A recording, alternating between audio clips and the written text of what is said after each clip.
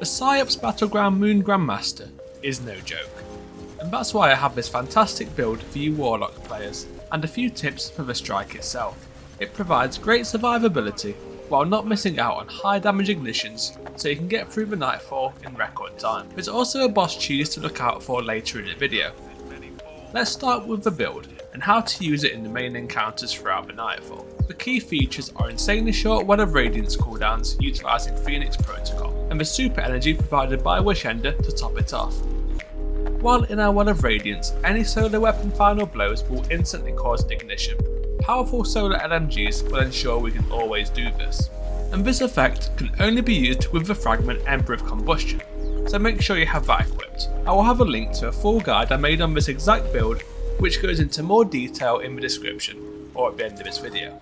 The champions you will be facing in this nightfall are Barrier and Unstoppable, and I like to have a reliable counter to both to ensure I can always get out of a tricky situation. As I've previously mentioned, running Wishender in your kinetic slot already makes sense, and it has anti-barrier rounds as a bonus, so absolutely go with this.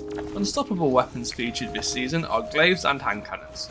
Personally, I went with the glaive. These reliably stun with a single projectile hit, and their shield can be used to block heavy damage or revive a teammate.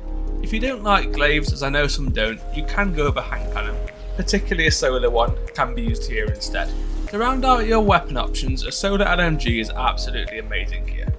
They're also a featured weapon for this nightfall, so we'll be receiving a flat 25% extra damage.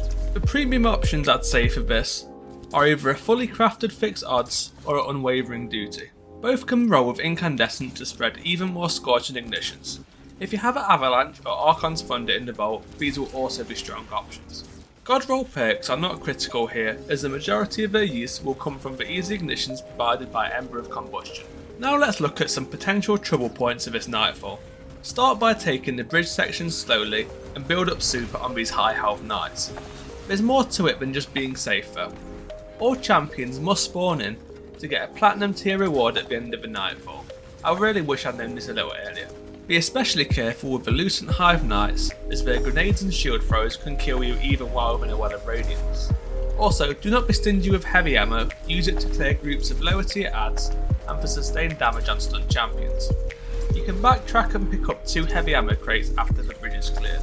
The next area, where you need to dunk a total of 12 tributes, I also recommend taking it slow. You must first complete the back set of crystals, followed by the left and finally the right. I recommend all of your team standing behind the set in which you are currently completing. Key enemies will spawn in waves during this encounter. First an Unstoppable and Barrier champion, then 2 Lucent Hive Acolytes, one on the left and one on the right, and finally a second set of Unstoppable and Barrier champions. While any of these mobs are up, stop trying to collect tributes and focus on bursting them down, especially the Lucent Acolytes. Keep distance on them and use a Wishender for damage so you have enough time to react to their attacks.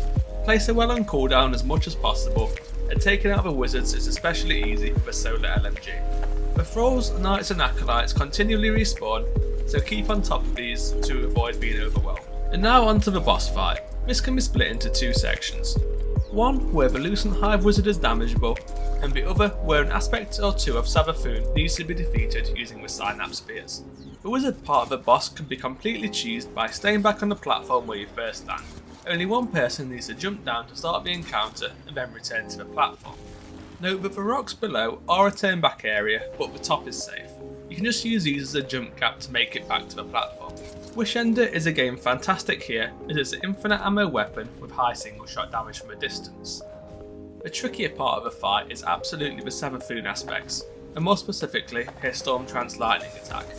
This will one-shot you even within a Well of Radiance. My best advice here is to not stack on top of your teammates and keep a distance from Savathûn. This attack has a range in which it will max out. Also, do not all run in at once to pick up spears. It's best to grab one while Savathûn is focused on another teammate.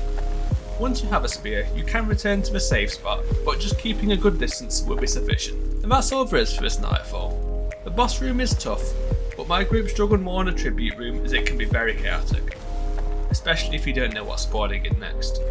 But it's completely achievable if you take your time and play your life.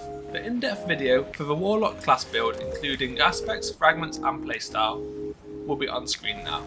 Thank you for watching.